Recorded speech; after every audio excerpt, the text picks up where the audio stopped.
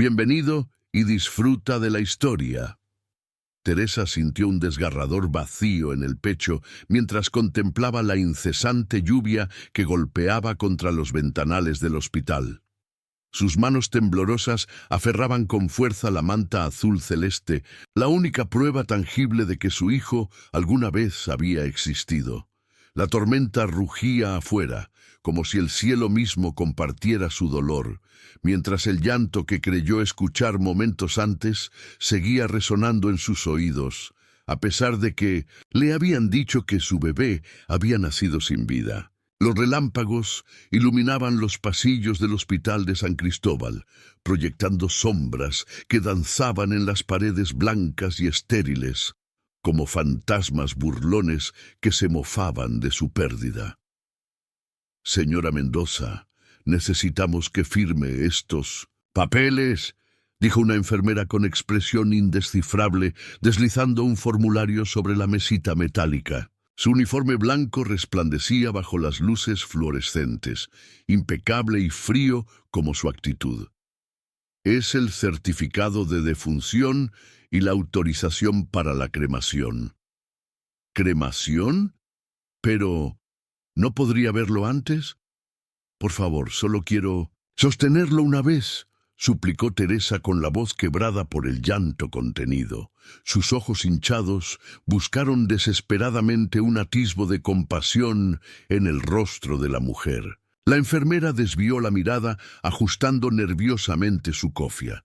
«Lo siento, señora, no es posible. Son procedimientos hospitalarios. En casos de mortinatos es mejor así. Su esposo ya ha sido informado y está de acuerdo». Teresa observó el bolígrafo que la enfermera le tendía con mano firme. Lo tomó, sintiendo su peso como si fuera de plomo. Algo no encajaba.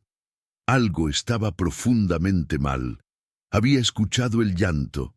Estaba segura. Un débil gemido que había atravesado la niebla de su agotamiento tras las agotadoras horas de parto. ¿Cómo podía estar muerto si lo había oído llorar? «¿Puedo hablar con el médico? El doctor Molina dijo que todo iba bien durante el parto», insistió Teresa, negándose a firmar. «El doctor Molina ha terminado su turno», respondió secamente. La enfermera: «La doctora Fuentes está ahora a cargo de su caso y ha confirmado el fallecimiento. Señora Mendoza, entiendo su dolor, pero le aseguro que es mejor así.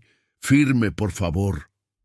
Con el corazón destrozado y la mente nublada por los sedantes que le habían administrado, Teresa garabateó su firma en el papel. Las lágrimas caían sobre el documento, emborronando la tinta. Afuera un trueno retumbó con violencia, haciendo temblar los cristales. En ese preciso instante, las luces del hospital parpadearon, sumiendo momentáneamente la habitación en tinieblas. Cuando la luz regresó, Teresa vio algo que la perseguiría durante décadas: la expresión de alivio en el rostro de la enfermera y una mirada furtiva intercambiada con alguien en el pasillo. Una sombra que desapareció tan rápido como había aparecido, llevándose consigo algo en brazos. «Necesito descansar», murmuró Teresa, sintiendo que las fuerzas la abandonaban. «Por supuesto», respondió la enfermera, recogiendo apresuradamente los papeles. «El procedimiento se realizará esta misma noche. Mañana podrá irse a casa». Pero Teresa sabía, en lo más profundo de su ser, que jamás volvería a sentirse en casa en ningún lugar.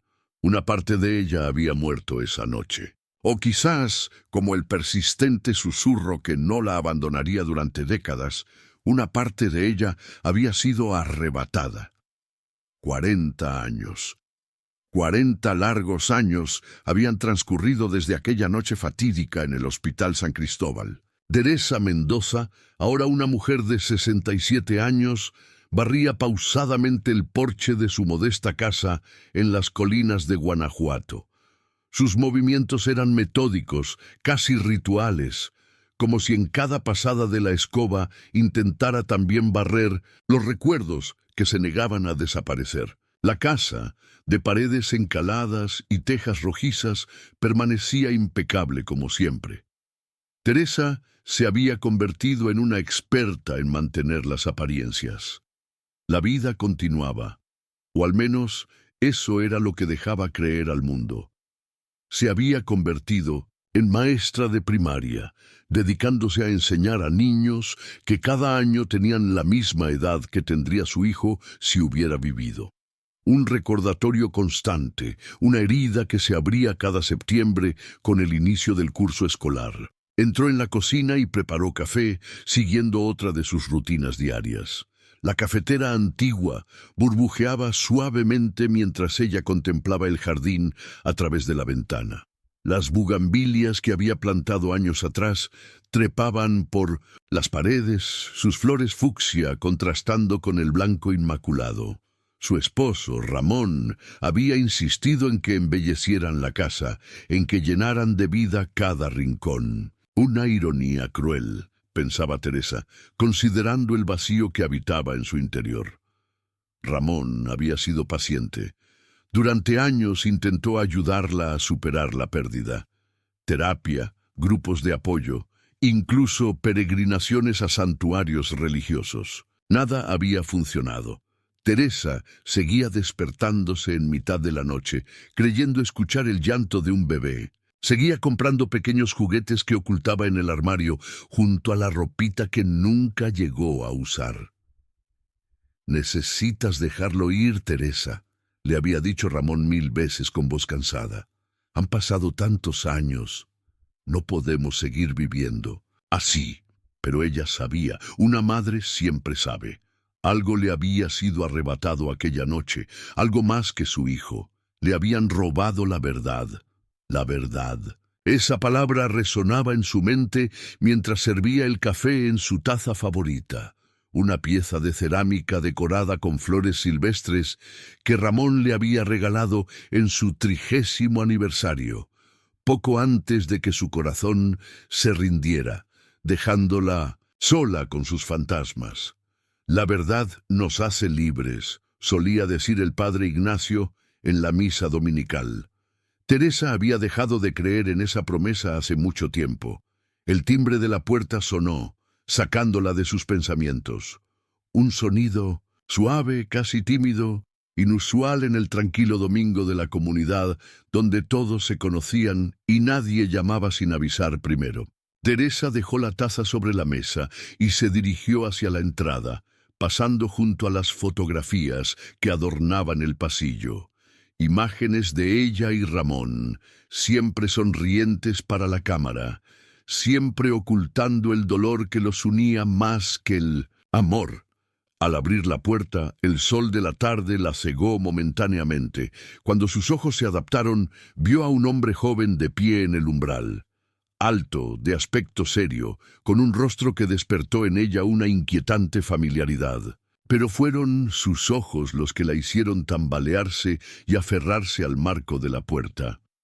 Unos ojos que había visto cada día durante 40 años en sus propios sueños. «¿Señora Mendoza?», preguntó el desconocido con voz profunda y ligeramente nerviosa.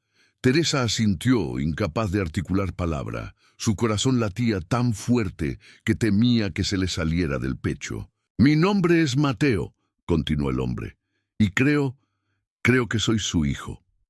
El mundo se detuvo. Teresa sintió que el aire abandonaba sus pulmones. Sus piernas flaquearon, y de no ser por el marco de la puerta al que se aferraba con fuerza, habría caído de rodillas. «¿Qué has dicho?», logró articular finalmente con un hilo de voz. «Fui adoptado», explicó él, con la tensión visible en cada línea de su rostro. «Mi madre adoptiva falleció recientemente y entre sus pertenencias encontré documentos, registros hospitalarios, cartas privadas y una fotografía suya del día en que nací. Ella dijo que yo no debía saberlo nunca, pero tenía que encontrarla». Las lágrimas comenzaron a brotar de los ojos de Teresa antes de que pudiera hablar. Observó detenidamente al hombre que tenía frente a ella.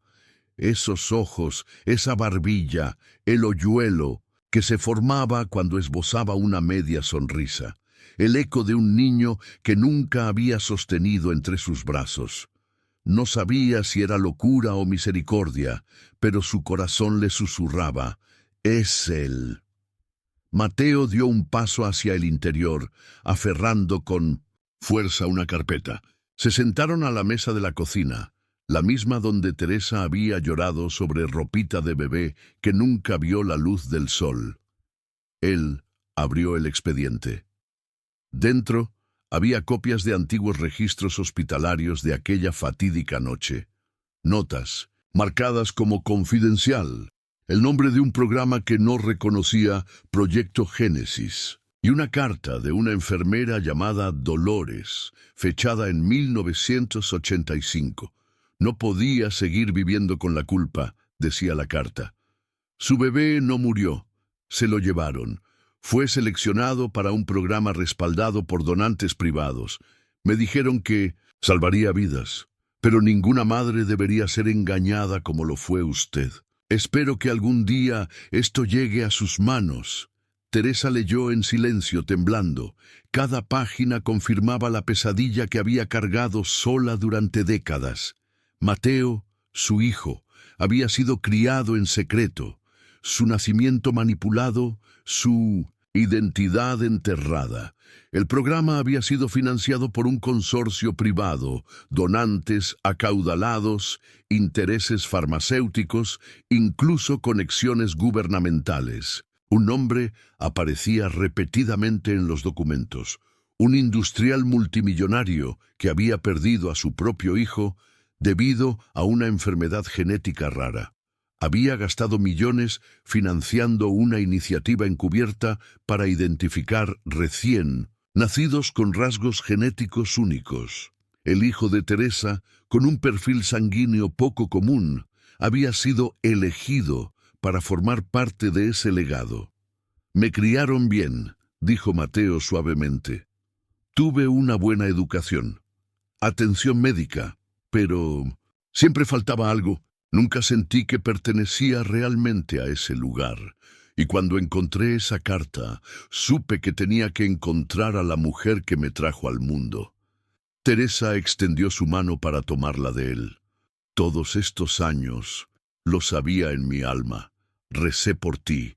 Nunca dejé de hacerlo». Si estás disfrutando de la historia, escribe 5 en los comentarios y suscríbete para más videos como este. Si no, escribe 0. Me ayuda a crear un contenido aún mejor para ti. Continuando. Lloraron juntos, extraños por el tiempo, unidos por la sangre y el dolor. Una madre reunida con el hijo que le habían arrebatado de los brazos, no por la muerte, sino por la codicia disfrazada de ciencia. El sol empezaba a ocultarse tras las colinas cuando Teresa se levantó para preparar más café. Sus manos temblaban tanto que Mateo se ofreció a ayudarla. Verlo moverse por su cocina, con gestos que le recordaban tanto a Ramón, era como presenciar un milagro y una pesadilla al mismo tiempo. «¿Cómo me encontraste?», preguntó finalmente, cuando ambos volvieron a sentarse. Mateo sacó de su bolsillo una pequeña libreta desgastada. «Mi madre adoptiva, Elena, mantuvo un diario. Después de su muerte, mientras ordenaba sus pertenencias, lo encontré escondido en el fondo de un baúl.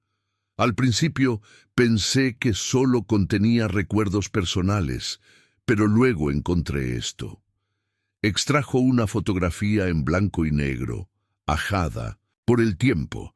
En ella se veía a una mujer joven, evidentemente Teresa 40 años atrás, sentada en una cama de hospital.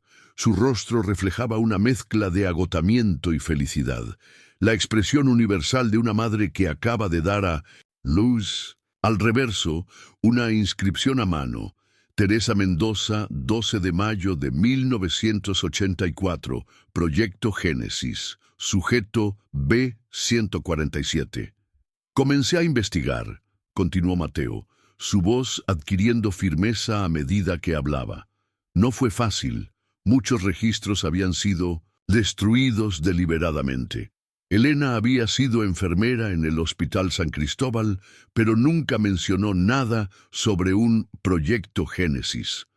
En su diario, sin embargo, hablaba de su incapacidad para concebir y cómo un doctor le había ofrecido la oportunidad de adoptar a un bebé especial, un niño que necesitaba una familia particular con conocimientos médicos. Teresa escuchaba, sintiendo cada palabra como un puñal que abría viejas heridas y paradójicamente comenzaba a sanarlas al mismo tiempo. Elena escribió sobre su culpa, sobre cómo al principio creyó que estaba haciendo algo bueno, salvando a un niño que necesitaba cuidados especiales. Solo años después descubrió la verdad, que yo había sido separado de una madre viva que creía que su hijo había muerto. ¿Y el proyecto?, preguntó Teresa, su mente luchando por asimilar cada revelación. ¿Qué querían de ti? Mateo se levantó la manga de su camisa, revelando una serie de pequeñas cicatrices en su antebrazo. Muestras de sangre, estudios, pruebas constantes durante toda mi infancia. Elena me decía que padecía una enfermedad rara que requería monitoreo constante. Me hacían visitas médicas cada mes, siempre con los mismos doctores, siempre con el mismo protocolo. Extracciones de sangre, análisis de médula ósea, estudios genéticos. Teresa contuvo un sollozo, imaginando a su pequeño sometido a procedimientos médicos invasivos. No fue hasta que cumplí 18 años que las visitas cesaron abruptamente. Elena me dijo que había sido dado de alta, que ya no necesitaba tratamiento. Nunca cuestioné nada hasta ahora. El silencio cayó entre ellos como un manto pesado. Teresa se levantó lentamente y se dirigió hacia un pequeño aparador en la esquina de la cocina. De él extrajo una llave pequeña que siempre llevaba consigo. «Hay algo que quiero mostrarte», dijo con voz temblorosa. Condujo a Mateo por el pasillo hasta una puerta cerrada, la única habitación de la casa que permanecía sellada, intacta durante 4 décadas. Introdujo la llave en la cerradura y, con un clic que resonó como un trueno en el silencio, la puerta se abrió. El dormitorio que se reveló ante ellos era una cápsula del tiempo. Una cuna de madera oscura ocupaba el centro, rodeada de peluches cubiertos por una fina capa de polvo. Móviles de estrellas y lunas colgaban del techo, inmóviles y silenciosos. En las paredes, papel tapiz con dibujos de animales de la selva, descolorido por los años, pero aún visible. «Tu habitación», susurró Teresa. «La preparé para ti. Ramón quería deshacerse de todo después de que nos dijeran que habías muerto, pero yo no podía. Algo dentro de mí se negaba a creer que te habías sido para siempre». Mateo dio un paso inseguro dentro de la habitación, como si temiera perturbar el santuario de duelo que su madre había mantenido durante tanto tiempo. Sus dedos rozaron la madera de la cuna, los peluches, una pequeña manta tejida a mano que descansaba sobre una mecedora en la esquina. «Te tejí esta manta mientras te esperaba», explicó Teresa, tomándola entre sus manos. «Azul, porque el doctor Molina nos había dicho que sería un niño. Pasé meses trabajando en ella, imaginando cómo sería sostenerte envuelto en ella. Con cuidado, como si temiera que pudiera deshacerse entre sus dedos, Teresa extendió la manta hacia Mateo. «Es tuya. Siempre lo ha sido». Él la tomó, sus manos grandes y fuertes, ahora temblando tanto como las de Teresa. Un sollozo escapó de su garganta, un sonido primario que parecía venir de lo más profundo de su ser. Por primera vez, desde que había descubierto la verdad, Mateo se permitió llorar verdaderamente. No por la madre adoptiva que había perdido, sino por la madre biológica cuyo amor había sido robado de su vida. Teresa se acercó a él, insegura, el anhelo de 4 décadas contenido en cada paso. Cuando finalmente lo abrazó, sintió como si una herida invisible en su alma comenzara a cerrarse lentamente. «Mi hijo», murmuró contra su pecho. «Mi niño». «¿Qué nos hicieron, mamá?», preguntó Mateo, la palabra mamá escapando de sus labios de forma natural, como si su corazón la hubiera estado guardando toda la vida para este momento. Teresa no tenía respuesta, solo preguntas que habían permanecido sin contestar durante 40 años, y una determinación que crecía dentro de ella, reemplazando gradualmente el dolor con algo que no había sentido en mucho tiempo. Propósito. «Vamos a descubrirlo», prometió. «Juntos». Afuera, el sol se ponía sobre las colinas de Guanajuato, pintando el cielo de naranja y púrpura. En el horizonte, nubes de tormenta se acumulaban, un eco distante de aquella noche que había cambiado sus vidas para siempre. Pero esta vez Teresa no temía a la tormenta. Esta vez estaba lista para enfrentarla. ¿Quién era realmente Mateo? La pregunta atormentaba a Teresa mientras preparaba el desayuno la mañana siguiente. Había pasado la noche en vela, a pesar de que había insistido en que Mateo se quedara en su casa, en la habitación de invitados que rara vez usaba. Tenerlo bajo su techo, escuchar su respiración en la quietud de la madrugada, era a la vez reconfortante y desconcertante.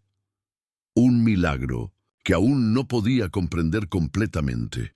En la cocina, Teresa se movía con una energía renovada. Preparaba chilaquiles, huevos rancheros, frijoles refritos, todo lo que podía imaginar para alimentar al hombre que dormía en la habitación contigua. Como si 40 años de desayunos perdidos pudieran compensarse en una sola mañana. «Huele delicioso», dijo Mateo, apareciendo en el umbral de la cocina. Llevaba la misma ropa del día anterior, pero se había duchado. Su cabello negro, con algunas canas prematuras, estaba húmedo y peinado hacia atrás, revelando un rostro que Teresa estudiaba ávidamente, buscando trazos de Ramón, de sí misma, de su propia madre. «No sabía que te gustaba», se disculpó. Teresa, súbitamente consciente de que no conocía los gustos de su propio hijo. «Así que preparé un poco de todo». Mateo sonrió, y Teresa sintió que su corazón se detenía un instante. Esa sonrisa era la de Ramón, sin duda alguna. «Me gusta todo», respondió sentándose a la mesa. Elena también cocinaba, mucho cuando estaba preocupada o feliz. El fantasma de la mujer que había criado a su hijo flotó entre ellos. Teresa depositó un plato rebosante frente a Mateo, sin saber qué decir. Debía odiar a esa mujer que le había robado 40 años con su hijo, o agradecerle por haberlo cuidado cuando ella no pudo hacerlo. «Cuéntame sobre ella», pidió finalmente, sentándose frente a él con una taza de café entre las manos. Mateo masticó lentamente como si buscara las palabras adecuadas. Era una buena mujer, estricta pero justa, nunca se casó, siempre fuimos solo ella y yo. Me contó que mi padre había muerto antes de mi nacimiento, en un accidente. Ahora entiendo que todo era parte de la mentira. «¿Qué hacía, además de ser enfermera?», preguntó Teresa, absorbiendo cada detalle. «Trabajó en el hospital hasta que yo tuve unos 10 años. Después, misteriosamente, dejó la enfermería y comenzó a trabajar como asistente administrativa en una clínica privada. Laboratorios Prometeo se llamaba. Ahora sé que era una de las instalaciones vinculadas al proyecto Génesis». Teresa se tensó visiblemente. «¿Crees que siempre fue parte de ellos, desde el principio?». Mateo negó con la cabeza. «No estoy seguro. En su diario dice que al principio le dijeron que yo era un bebé que había quedado huérfano, con necesidades médicas especiales que solo una enfermera podría manejar. La convencieron de que era un acto de caridad». Sus ojos se oscurecieron. Solo años después descubrió la verdad. Para entonces ya me amaba como a un hijo y temía que me llevaran si exponía lo que sabía. «¿Y los exámenes médicos? ¿Para qué eran?», preguntó Teresa intentando comprender. Según los documentos que encontré, tengo un tipo de sangre extremadamente raro, con anticuerpos y proteínas que pueden ayudar en el tratamiento de ciertas enfermedades autoinmunes. Mateo dejó el tenedor sobre el plato. Aparentemente, el Tepin multimillonario que financiaba el proyecto, Javier Álvarez, perdió a su único hijo por una enfermedad de ese tipo. Se obsesionó con encontrar una cura, aunque fuera demasiado tarde para su hijo. El nombre hizo que Teresa se estremeciera. Javier Álvarez era una figura conocida en México, un magnate de la industria farmacéutica cuya fortuna había crecido enormemente en las últimas décadas gracias a medicamentos innovadores. Sus donativos a hospitales y centros de investigación eran legendarios. Su rostro aparecía en periódicos y revistas, siempre con la expresión solemne de un hombre que había conocido el sufrimiento. ¿Me estás diciendo que ese hombre, ese Álvarez, ordenó que te separaran de mí para usar tu sangre en sus investigaciones?, preguntó Teresa, la indignación creciendo en su interior. No solo a mí, respondió Mateo gravemente. Según los documentos, hubo docenas de nosotros, niños seleccionados por nuestras características genéticas únicas, separados de nuestras familias mediante elaborados engaños, todos asignados a padres que trabajaban para el proyecto o estaban vinculados a él. Teresa se cubrió la boca con la mano, horrorizada ante la magnitud de lo que estaba descubriendo. Dios mío, cuántas madres como yo, cuántas familias destrozadas. No lo sé con certeza, admitió Mateo. Pero hay algo más que debes saber. El proyecto no terminó con nosotros. Según las últimas entradas en el diario de Elena, el proyecto Génesis evolucionó. Ya no se limitaban a identificar niños con características genéticas particulares. Comenzaron a modificarlas. ¿Qué quieres decir?, preguntó Teresa, un escalofrío recorriendo su espina dorsal. Antes de que Mateo pudiera responder, el timbre de la puerta sonó por segunda vez en menos de 24 horas. Teresa y Mateo intercambiaron una mirada de alarma. ¿Esperas a alguien?, preguntó él, tensándose visiblemente. Teresa negó con la cabeza. Nunca recibo visitas los lunes por la mañana. Ambos se levantaron al mismo tiempo y avanzaron con cautela hacia la puerta. Teresa se asomó por la mirilla conteniendo la respiración. En el porche había una mujer de mediana edad, con el cabello gris recogido en un moño severo y gafas de montura metálica. Vestía un traje sastre impecable y sostenía un maletín de cuero.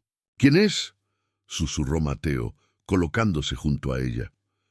No lo sé, respondió Teresa. Nunca la había visto. Con una determinación que no sabía que poseía, Teresa abrió la puerta, manteniendo la cadena de seguridad puesta. ¿Sí?, preguntó con voz firme. Buenos días, señora Mendoza, saludó la mujer con una sonrisa profesional que no alcanzaba sus ojos. Mi nombre es Carmen Vega, representante legal de Laboratorios Prometeo. Me gustaría hablar con usted y con su visitante sobre un asunto de suma importancia. El corazón de Teresa dio un vuelco. ¿Cómo sabían que Mateo estaba allí? ¿Los habían estado vigilando? No sé de qué está hablando, respondió, intentando mantener la compostura. Y no conozco ningún Laboratorios Prometeo. La sonrisa de la mujer se tensó. Señora Mendoza, ambas sabemos que eso no es cierto. Su hijo, Mateo Ruiz, está con usted desde ayer, y tenemos asuntos que discutir con urgencia. Bajó la voz. Asuntos que conciernen al proyecto Génesis. El terror se apoderó de Teresa. Estaban acorralados. Ni siquiera habían tenido tiempo de digerir la verdad y ya los habían encontrado. ¿Qué quiere?, intervino Mateo colocándose frente a Teresa en un gesto protector. La mujer ajustó sus gafas. No soy su enemiga, señor Ruiz. De hecho, estoy aquí para advertirles. Hay personas muy poderosas que están muy interesadas en evitar que la verdad sobre el proyecto Génesis salga a la luz. Personas que saben que usted ha encontrado a su madre biológica. ¿Cómo sabemos que podemos confiar en usted?, cuestionó Teresa, la desconfianza evidente en su voz. Carmen Vega buscó en su maletín y extrajo un sobre manila. Porque yo también perdí a alguien por culpa del proyecto. Mi hermana dio a luz en el Hospital San Cristóbal en 1983. Le dijeron que su hija había nacido muerta. Extendió el sobre hacia ellos. Estos son documentos que he reunido durante años, trabajando desde dentro. Y ahora, con la muerte de Elena, Ruiz, el riesgo es demasiado grande para ustedes. Necesitan saber contra qué se enfrentan. Mateo, después de un momento de duda, tomó el sobre. La cadena de la puerta seguía puesta, una barrera simbólica que ya no ofrecía ninguna protección, real contra las sombras que parecían cerrarse a su alrededor. Tienen 24 horas, continuó Carmen, dando un paso atrás. Si yo los encontré, ellos también lo harán. Les sugiero que utilicen ese tiempo sabiamente. Antes de que pudieran preguntarle nada más, Carmen Vega se dio la vuelta y se dirigió con paso firme hacia un sedán negro estacionado en la calle. El vehículo arrancó en cuanto ella subió, desapareciendo rápidamente por la curva del camino. Teresa cerró la puerta con manos temblorosas. Dios mío, Mateo. ¿En qué nos hemos metido? Mateo abrió el sobre y comenzó a examinar los documentos que contenía. Sus ojos se ensancharon a medida que pasaba las páginas. Mamá, dijo finalmente, levantando la mirada. Tenemos que irnos, ahora. Cuando la policía llegó a la casa de Teresa Mendoza aquella tarde, encontraron la vivienda vacía. La cafetera aún estaba caliente y los platos del desayuno permanecían sobre la mesa, como si sus ocupantes hubieran salido apresuradamente. En la habitación que había permanecido cerrada durante 40 años, la ventana estaba abierta, las cortinas ondeando suavemente con la brisa. No había señales de Teresa ni de Mateo. Solo quedaba, sobre la cama de la habitación principal, una vieja fotografía en blanco y negro de una joven Teresa sosteniendo una manta de bebé vacía. Al reverso, escrito con letra temblorosa, una única palabra: verdad. El autobús se bamboleaba por la carretera sinuosa que conectaba Guanajuato con Ciudad de México. Teresa miraba por la ventanilla, observando cómo el paisaje cambiaba gradualmente de montañas escarpadas a llanuras áridas. A su lado, Mateo revisaba nerviosamente los documentos que Carmen Vega les había entregado. ¿Quién crees que es realmente esa mujer?, preguntó Teresa en voz baja, consciente de los otros pasajeros que dormitaban a su alrededor. Mateo negó con la cabeza. No estoy seguro. Pero estos documentos parecen auténticos, registros internos de laboratorios Prometeo, fechados hasta hace apenas un mes, informes sobre los sujetos del proyecto Génesis, como nos llaman. Su rostro se ensombreció. Hay otros como yo, mamá, docenas de ellos, y algunos no sobrevivieron a los procedimientos. Teresa sintió un escalofrío. ¿Qué clase de monstruos son estos? Gente poderosa que cree que el fin justifica los medios, respondió Mateo, guardando cuidadosamente los papeles en su mochila. Según estos informes, el proyecto Génesis comenzó como una iniciativa para identificar individuos con perfiles genéticos únicos, que pudieran ayudar en el desarrollo de tratamientos para enfermedades raras. Después evolucionó hacia algo más siniestro. ¿Cómo nos encontró tan rápido?, preguntó Teresa, la pregunta que la había estado atormentando desde que huyeron de su casa con apenas lo esencial. Probablemente estaban vigilando a Elena después de su muerte. teorizó Mateo. Debieron notar que yo encontré los documentos. Quizás incluso tenían su casa intervenida. Hizo una pausa, reflexionando. Aunque Carmen Vega dijo que trabajaba desde dentro, tal vez ella misma era parte de ese sistema de vigilancia. Teresa tomó su mano, notando lo mucho que se parecía a la de Ramón. Los mismos dedos largos, las mismas venas prominentes. ¿Crees que podemos confiar en ella? No lo sé, admitió Mateo, pero no teníamos muchas opciones, y los documentos que nos dio contienen información que podría ayudarnos a exponer todo el proyecto. ¿A dónde vamos exactamente?, preguntó Teresa.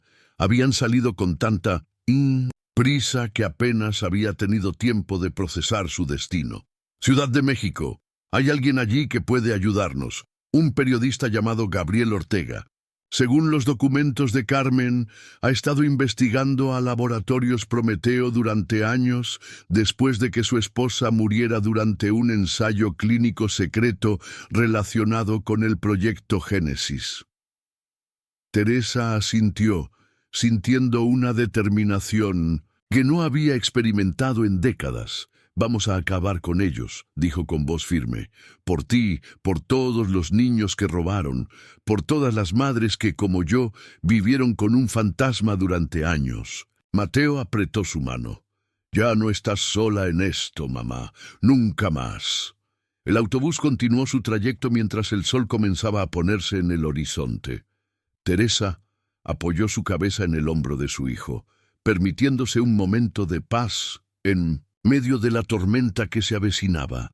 Por primera vez en 40 años se sentía completa. La Ciudad de México los recibió con su caótico abrazo de ruido, contaminación y vida palpitante. Teresa, que no había salido de Guanajuato en 1900, más de una década, se sentía abrumada por la vastedad de la capital. Los edificios se alzaban hacia el cielo como gigantes de concreto, y las calles hormigueaban con gente que se movía a un ritmo frenético.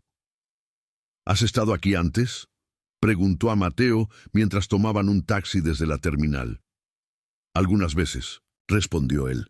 Elena me traía para mis revisiones anuales en una clínica especializada. Ahora entiendo que probablemente era otra instalación de Laboratorios Prometeo. El taxi se detuvo frente a un modesto hotel en la colonia Roma, un barrio lleno de edificios art déco y árboles frondosos que proporcionaban un refugio del bullicio del centro. Teresa observó con aprensión el lugar mientras Mateo pagaba al taxista. ¿Estaremos seguros aquí?, preguntó en voz baja cuando entraron al vestíbulo. No usé mi nombre real para la reservación, explicó Mateo, y pagué en efectivo.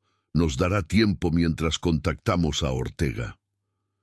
La habitación era pequeña pero limpia, con 2 camas individuales y una ventana que daba a un patio interior. Teresa dejó su modesta maleta sobre una de las camas y se sentó, sintiendo de repente el peso de todo lo ocurrido. ¿Qué pasará con mi casa?, preguntó, la realidad de su situación finalmente alcanzándola. Toda mi vida está en Guanajuato, mi trabajo, mis recuerdos con Ramón. Mateo se sentó junto a ella, pasando un brazo por sus hombros. Volveremos, prometió. Cuando todo esto termine. Cuando hayamos expuesto la verdad y los responsables hayan pagado por lo que hicieron. Teresa asintió, pero una parte de ella se preguntaba si realmente habría un después para ellos. Si alguna vez podrían recuperar una vida normal después de desafiar a personas tan poderosas. Voy a intentar contactar a Ortega, dijo Mateo levantándose. Según Carmen, frecuenta un café cerca de las oficinas del periódico donde trabaja. Si tenemos suerte, podré encontrarlo allí esta tarde. Iré contigo, declaró Teresa poniéndose de pie. Mateo dudó. Podría ser peligroso. Quizás sea mejor que esperes aquí. He esperado 40 años para encontrarte, respondió Teresa con firmeza. No voy a perderte de vista ahora. Además, somos más fuertes juntos. Algo en su tono no dejaba lugar a discusión. Mateo sonrió, reconociendo en ella una fortaleza que probablemente había heredado. «Está bien», concedió, «pero tendremos que ser cuidadosos». El café El Péndulo era un lugar acogedor, mitad librería, mitad cafetería, situado en una antigua casona restaurada. Libros desde el suelo hasta el techo creaban una atmósfera intelectual y bohemia. Teresa y Mateo tomaron una mesa en la esquina, con buena visibilidad de la entrada, pero parcialmente oculta tras una estantería.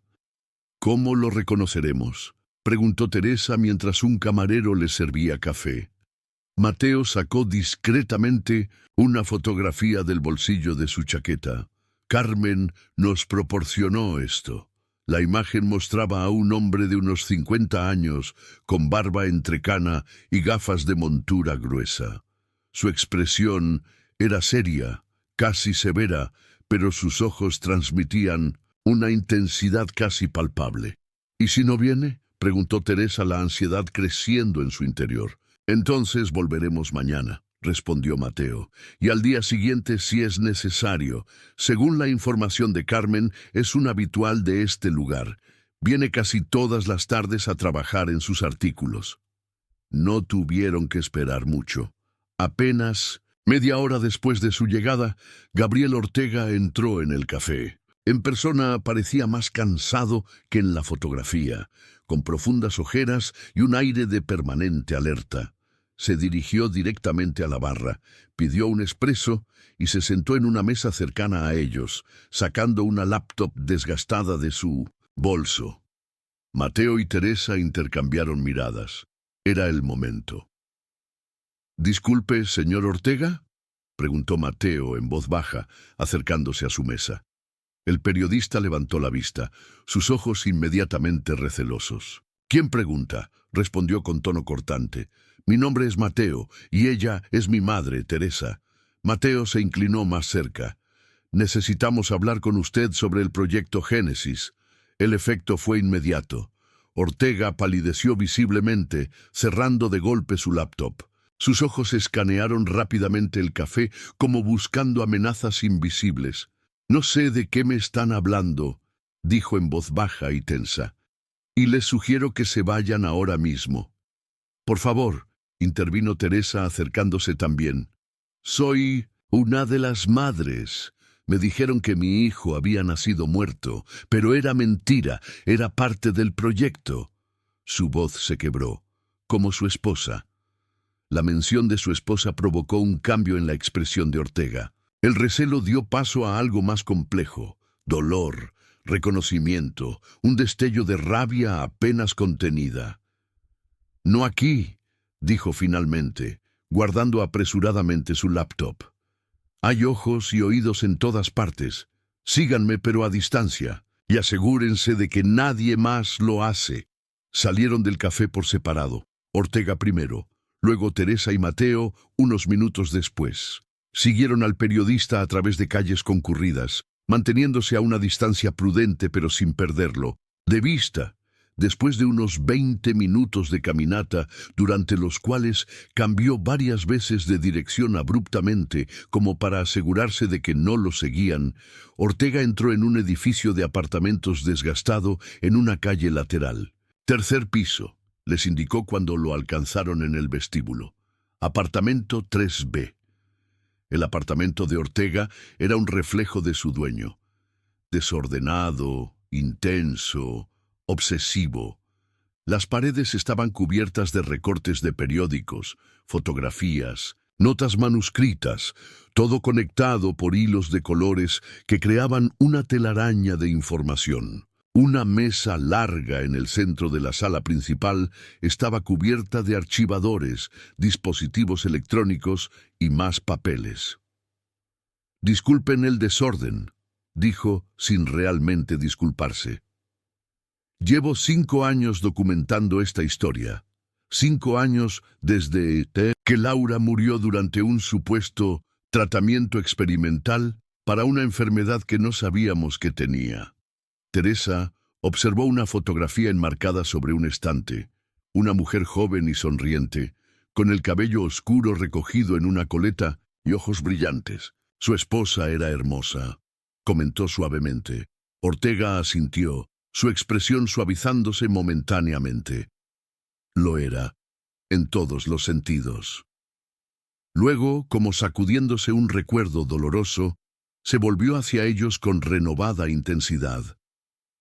¿Cómo me encontraron? ¿Quién les habló de mí? Una mujer llamada Carmen Vega, respondió Mateo. Dice trabajar para Laboratorios Prometeo, pero está intentando exponer el proyecto desde dentro. Nos dio documentos y su nombre. Ortega se tensó, visiblemente. ¿Carmen Vega les envió aquí y confían en ella?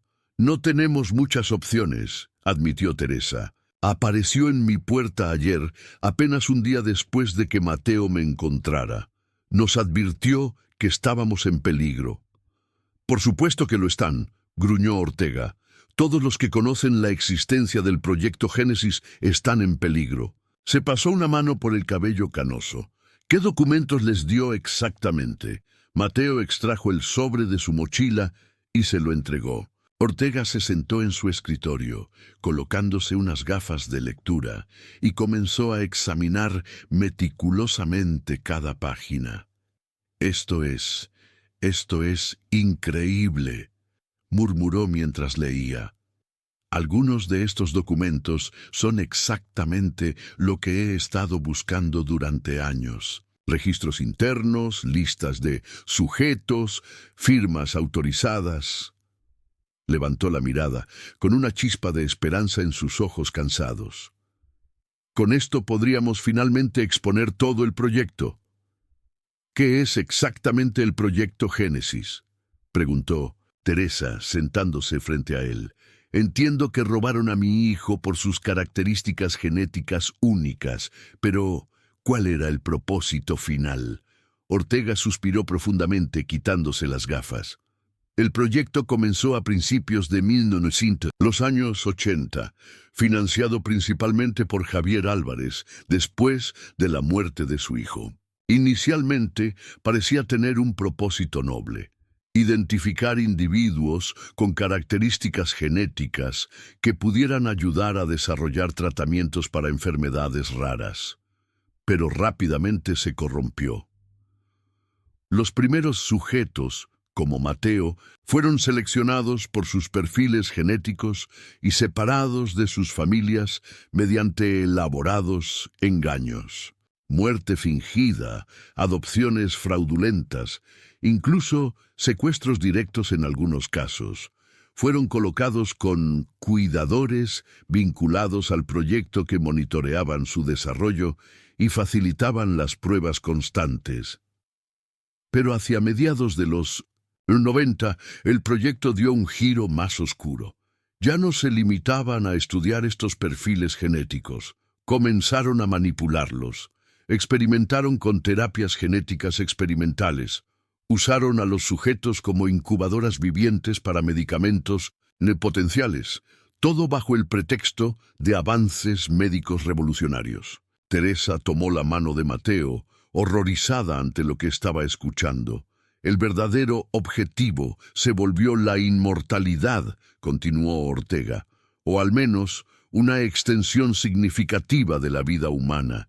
Javier Álvarez estaba envejeciendo y se obsesionó con la idea de vencer a la muerte, la misma enemiga que le había arrebatado a su hijo. ¿Y mi sangre? ¿Mis características genéticas?, preguntó Mateo. ¿Qué papel juegan en todo esto? Según mis investigaciones, tienes un tipo extremadamente raro de células madre en tu médula ósea y sangre, explicó Ortega. Células con capacidades regenerativas excepcionales. El proyecto ha estado utilizando estas células para desarrollar tratamientos anti-envejecimiento, terapias regenerativas avanzadas, incluso intentos de revertir el daño celular causado por el paso del tiempo. Dios mío, murmuró Teresa, han estado usándolo como una granja humana durante todos estos años. Ortega asintió sombríamente. a él y a todos los demás sujetos del proyecto. La diferencia es que Mateo es uno de los pocos que ha sobrevivido tanto tiempo. Muchos otros desarrollaron cánceres, enfermedades autoinmunes o simplemente desaparecieron cuando ya no eran útiles. Pero no entiendo, dijo Mateo, su voz temblando ligeramente. Si soy tan valioso para ellos, ¿por qué me permitieron tener una vida relativamente normal? ¿Por qué no me mantuvieron en algún laboratorio? Porque eso habría levantado sospechas, respondió Ortega. El proyecto siempre ha operado en las sombras, colocando a los sujetos en hogares controlados, con padres que trabajaban para ellos, podían mantener la apariencia de normalidad mientras seguían extrayendo lo que necesitaban. ¿Has experimentado o conoces a alguien que haya experimentado la pérdida de un ser querido y posteriormente descubrió que había un secreto oculto? Comparte tu experiencia en los comentarios. Teresa se levantó abruptamente, caminando hacia la ventana. Su mente bullía con 40 años de preguntas finalmente respondidas, pero cada respuesta traía consigo nuevas preguntas, nuevos horrores. ¿Qué hacemos ahora?, preguntó volviéndose hacia Ortega. Tenemos los documentos, tenemos tu investigación. ¿Cómo exponemos este monstruoso proyecto? No será fácil, advirtió Ortega. Javier Álvarez y Laboratorios Prometeo tienen conexiones en todos los niveles: gobierno, medios de comunicación, fuerzas de seguridad. He intentado publicar partes de esta historia durante años, pero siempre ha sido bloqueada, desacreditada o simplemente ignorada. Pero estos nuevos documentos, insistió Mateo, no cambian las cosas. Potencialmente, concedió Ortega, especialmente si podemos verificar su autenticidad y corroborarlos con testimonios de primera mano, como el tuyo, Teresa, y el tuyo, Mateo. Se inclinó hacia adelante, su expresión intensificándose.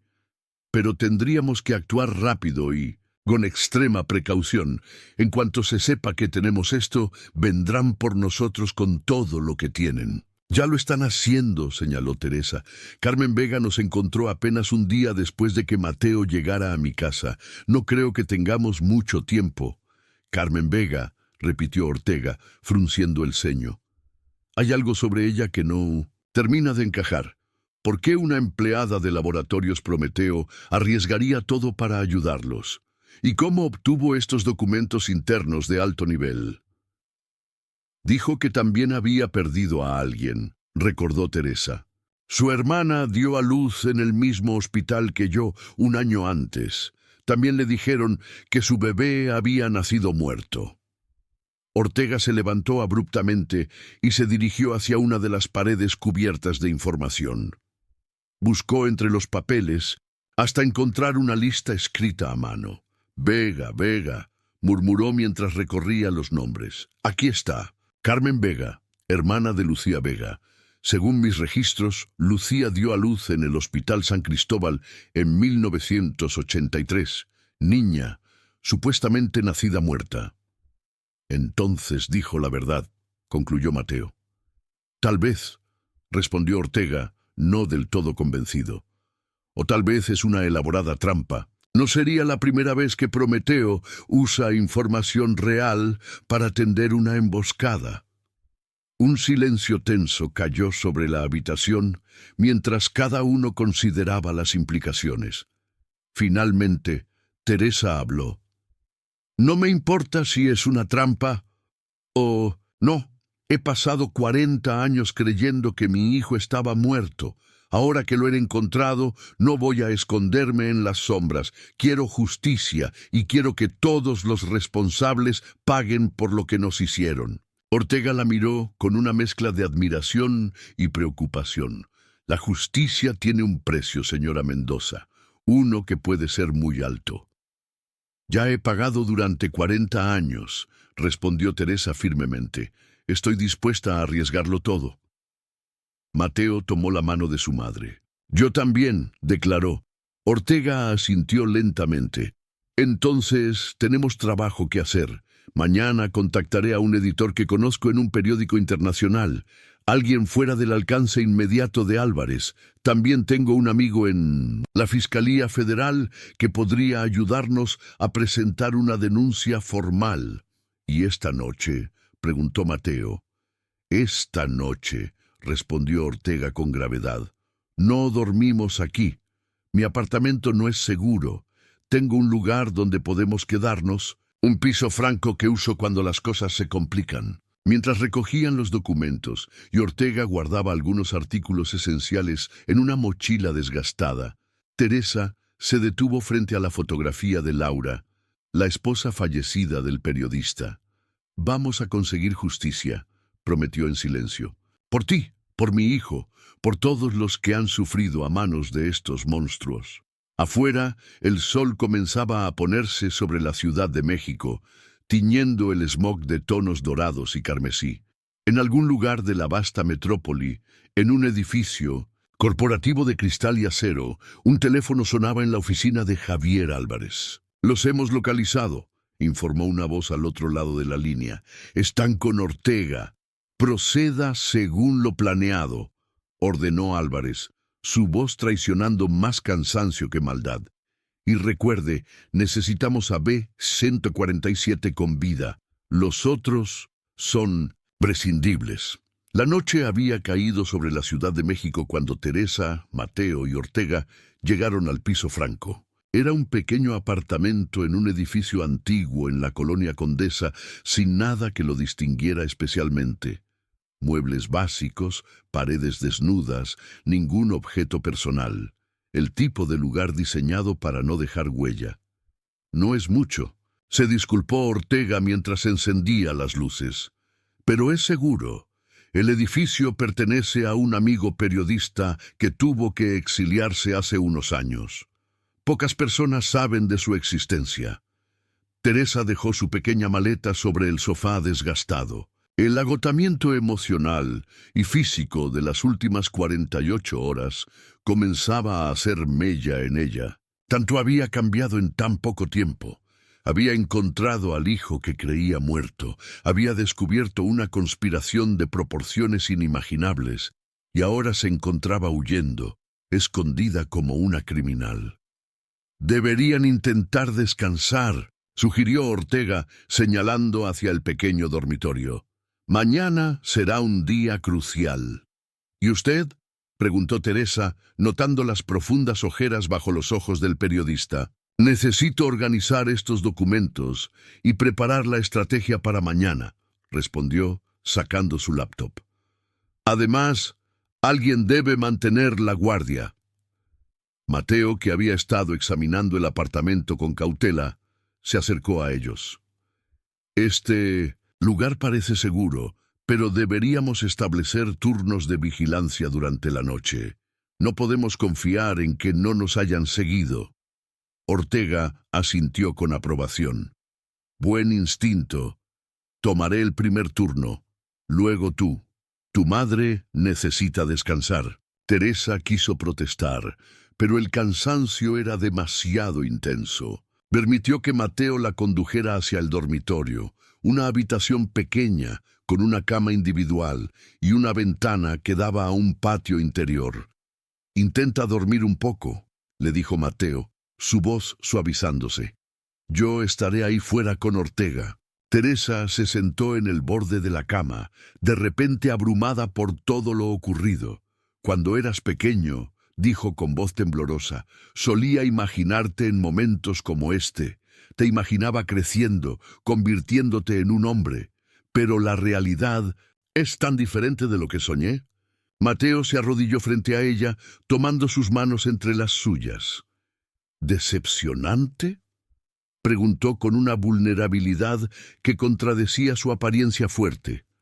«No», respondió Teresa, acariciando su mejilla. «Mucho mejor. Eres valiente, inteligente, compasivo. Todo lo que Ramón y yo habríamos deseado que fueras». Una lágrima solitaria resbaló por la mejilla de Mateo. «Ojalá hubiera podido conocerlo. Él te habría adorado, aseguró Teresa, y estaría tan orgulloso del hombre en que te has convertido, incluso sin él a tu lado para guiarte. Se abrazaron en silencio, un momento robado de paz en medio del caos que los rodeaba. Finalmente, Mateo se levantó. «Descansa, mamá. Mañana comenzaremos a reparar todo lo que nos robaron». Teresa asintió, recostándose sobre la cama sin siquiera quitarse los zapatos. El agotamiento la venció casi instantáneamente, arrastrándola hacia un sueño profundo pero inquieto, poblado de bebés que lloraban en la oscuridad y hombres de bata blanca con rostros ocultos entre sombras. En la sala, Mateo se unió a Ortega, que trabajaba frenéticamente en su computadora. «¿Realmente cree que podemos ganar esto?», preguntó en voz baja, para no despertar a Teresa. Ortega levantó la vista, sus ojos reflejando una determinación feroz. «Tiene que ser así, por Laura, por tu madre, por todos los que han sufrido». Señaló la pantalla de su laptop. «Estoy organizando los documentos por relevancia y credibilidad. También he estado recopilando testimonios de antiguos empleados de laboratorios Prometeo durante años. Con tu historia y la de tu madre como punto focal, creo que finalmente tenemos suficiente para que la historia no pueda ser ignorada o desacreditada». «¿Qué pasará después?», preguntó Mateo. «Si logramos exponer el proyecto, ¿qué ocurrirá con Álvarez y los demás responsables? En el mejor de los casos, juicios, condenas, el desmantelamiento de laboratorios Prometeo», respondió Ortega. «En el peor, intentarán silenciarnos por todos los medios posibles antes de que la verdad salga a la luz». Mateo se sentó frente a él, inclinándose hacia adelante. «Hay algo que no entiendo. Si soy tan valioso para ellos, ¿por qué no intentaron retenerme después de la muerte de Elena? ¿Por qué me permitieron simplemente desaparecer?» Ortega frunció el ceño, considerando la pregunta. «Es una buena observación.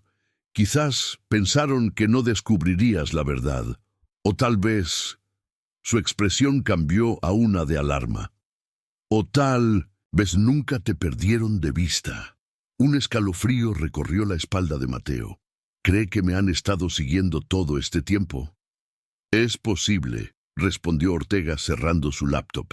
«Lo cual significaría que nos encontrarían eventualmente, sin importar cuán cuidadosos fuéramos. Entonces, tenemos que acelerar nuestros planes», concluyó Mateo. «No podemos esperar hasta mañana». Ortega asintió, levantándose. «Tienes razón. Voy a contactar a mi editor ahora mismo. Con suerte podremos tener todo listo para una publicación simultánea en varios medios al amanecer». Se dirigió hacia la ventana, teléfono en mano, pero se detuvo abruptamente. En la calle, un sedán negro idéntico al que había recogido a Carmen Vega estaba estacionado directamente frente al edificio. «¡Mateo!», llamó en voz baja. «Creo que tenemos compañía». Apenas terminaba de pronunciar estas palabras cuando el timbre del apartamento sonó, un sonido estridente que rompió el silencio de la noche. Teresa despertó sobresaltada al escuchar el timbre. Por un momento, desorientada, creyó estar en su casa de Guanajuato. Entonces la realidad la golpeó. Estaban escondidos, perseguidos, en peligro. Se levantó rápidamente y se asomó a la sala, donde Mateo y Ortega se miraban con alarma. «No abran», susurró, uniéndose a ellos. «No pensaba hacerlo», respondió Ortega en voz baja, dirigiéndose hacia una pequeña mesa en la esquina. De un cajón extrajo una pistola, una vieja, revólver que parecía no haber sido utilizada en años. El timbre sonó de nuevo, más insistente esta vez. Los tres permanecieron inmóviles, conteniendo la respiración. Entonces, una voz femenina llegó desde el otro lado de la puerta.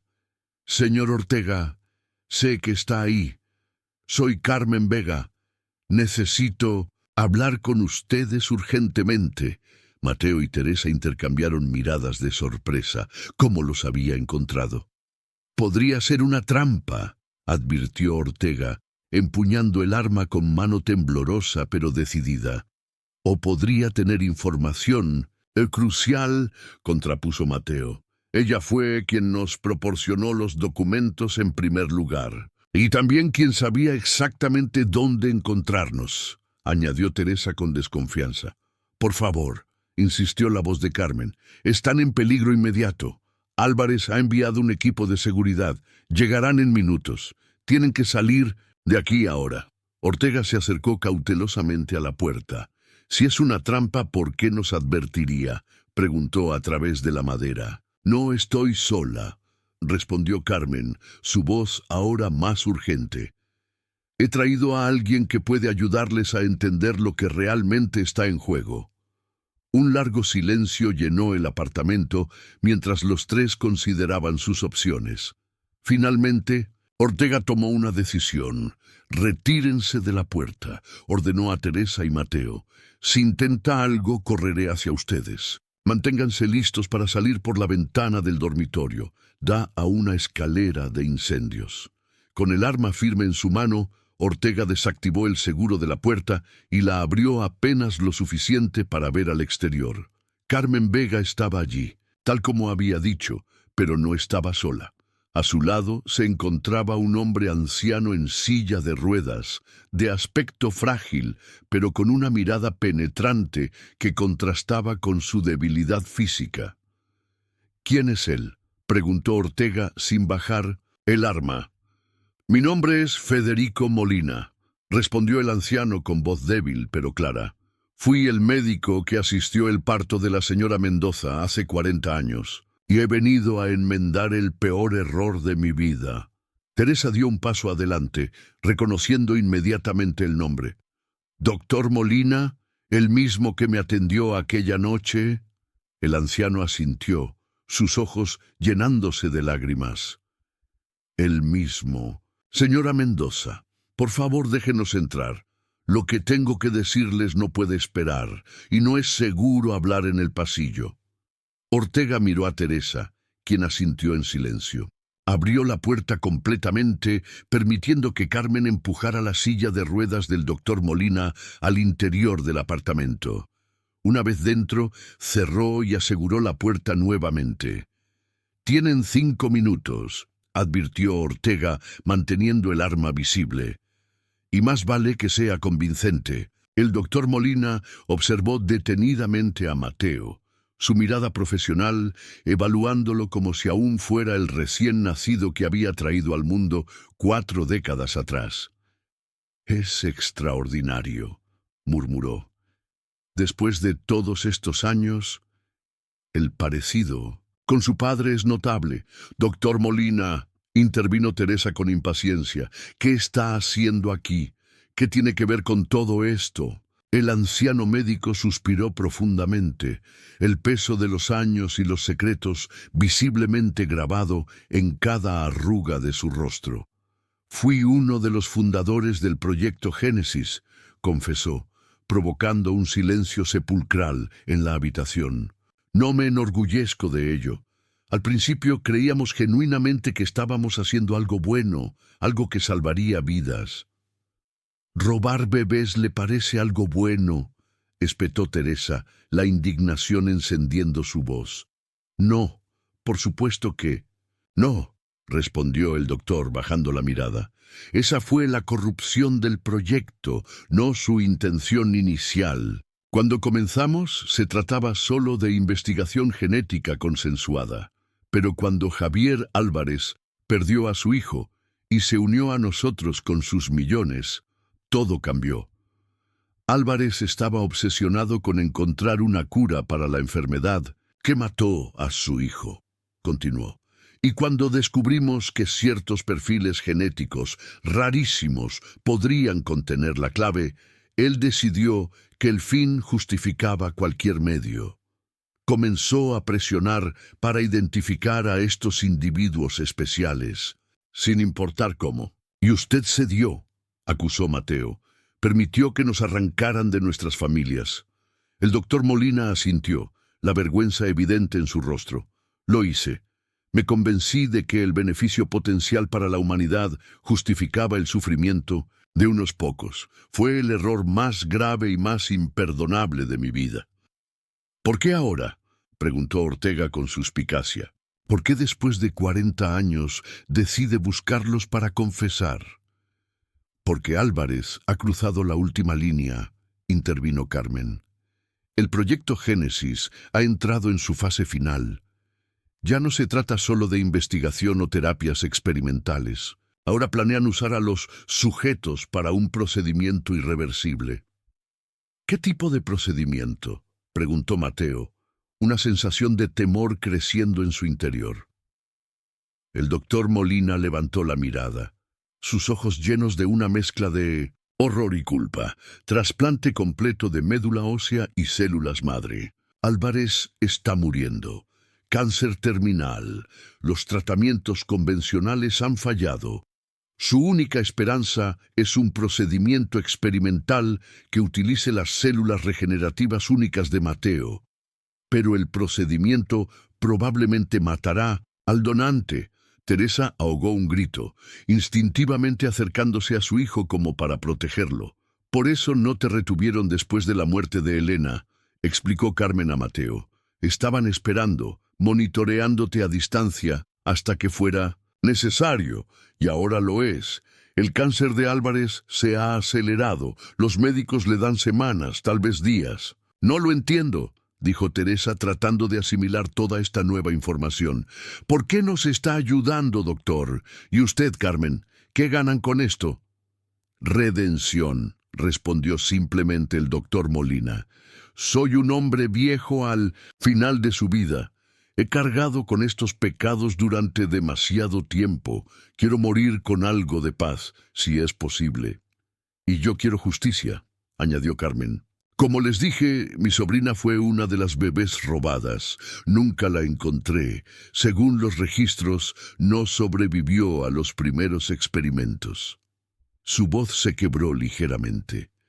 He trabajado infiltrada en laboratorios Prometeo durante años, recopilando evidencia, esperando el momento adecuado para exponerlos. ¿Y cree que este es el momento?, preguntó Ortega, su escepticismo aún evidente. Es ahora o nunca, respondió Carmen con urgencia. El equipo de seguridad de Álvarez viene en camino. No están aquí para negociar o para capturar a Mateo sin daños. La desesperación ha llevado a Álvarez a ordenar medidas extremas. Como para confirmar sus palabras, el sonido de vehículos deteniéndose abruptamente en la calle llegó hasta ellos. Teresa se asomó cautelosamente a la ventana y vio 3 SUVs negras estacionadas frente al edificio. Hombres vestidos de negro comenzaban a descender de ellos. «Debemos irnos, ahora», declaró, alejándose de la ventana. «Hay una salida por la azotea», informó Ortega, dirigiéndose rápidamente hacia su mochila para guardar su laptop y los documentos más importantes. «Podemos bajar por el edificio contiguo». «Vayan», instó el doctor Molina. «Carmen y yo los retrasaremos». «Usted no puede enfrentarse a ellos», protestó Teresa, mirando al frágil anciano en la silla de ruedas. «No planeo enfrentarlos, señora Mendoza», respondió con una sonrisa triste. «Planeo confesarles que los envié en la dirección equivocada. Tengo cierta credibilidad con Álvarez aún. Podría ganarles algo de tiempo». Carmen se acercó a Mateo y le entregó un pequeño dispositivo USB. «Todos los archivos del proyecto Génesis están aquí. Nombres, fechas, procedimientos, responsables. Todo lo que necesitan para hundirlos». «Vámonos», urgió Ortega, dirigiéndose ya hacia la puerta trasera del apartamento que conducía a una escalera de servicio. Teresa dudó un momento, mirando al doctor Molina. A pesar de su papel en la tragedia que había definido su vida, no podía evitar sentir una pizca de compasión por el anciano arrepentido. «Gracias», dijo simplemente antes de seguir a Ortega y Mateo. Los tres subieron apresuradamente las escaleras hacia la azotea, mientras abajo se escuchaban ya los primeros golpes en la puerta principal del edificio.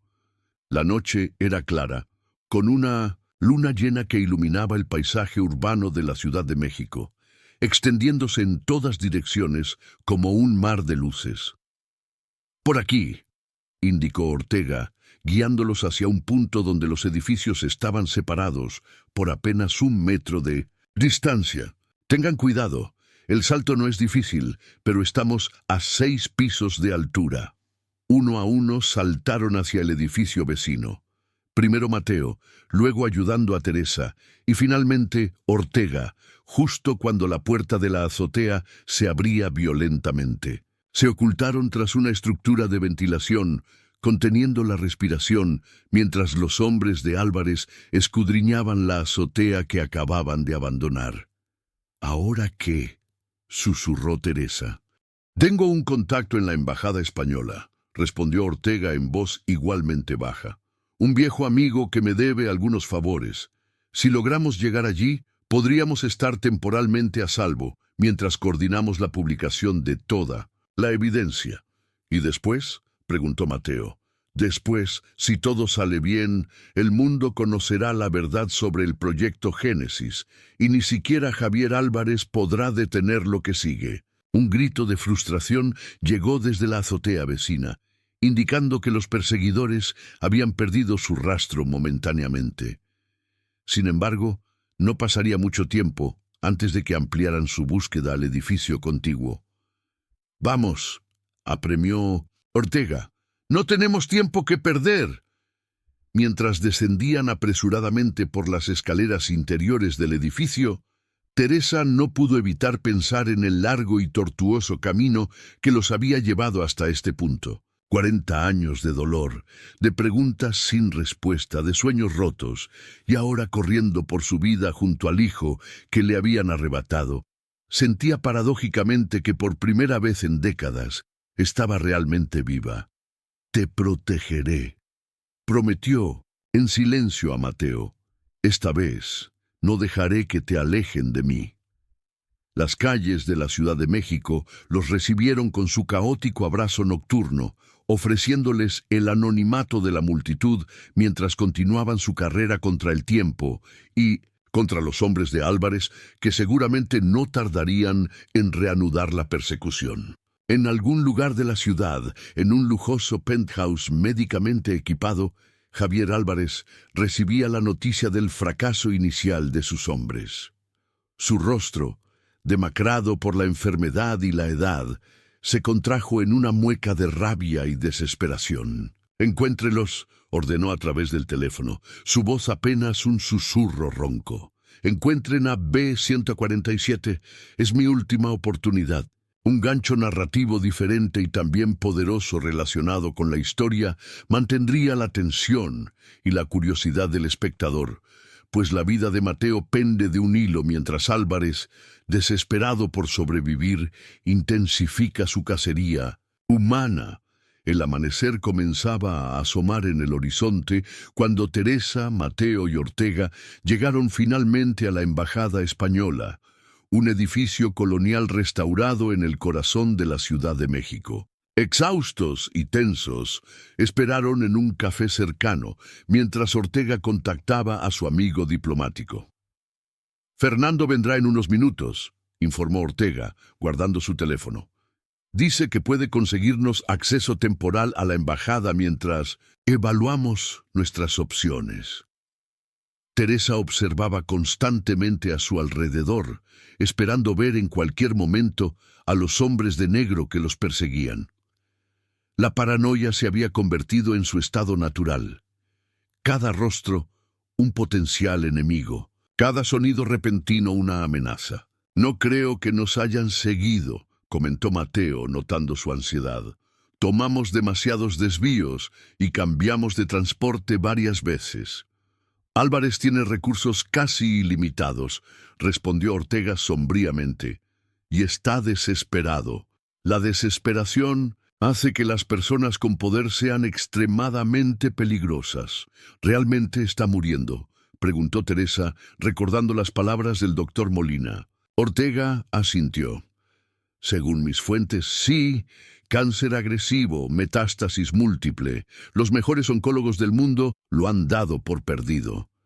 Lo irónico es que después de décadas intentando desarrollar tratamientos para prolongar la vida, al final enfrenta el mismo destino que todos. A menos que me encuentre, añadió Mateo en voz baja, a menos que use mi médula ósea y mis células madre en ese procedimiento experimental.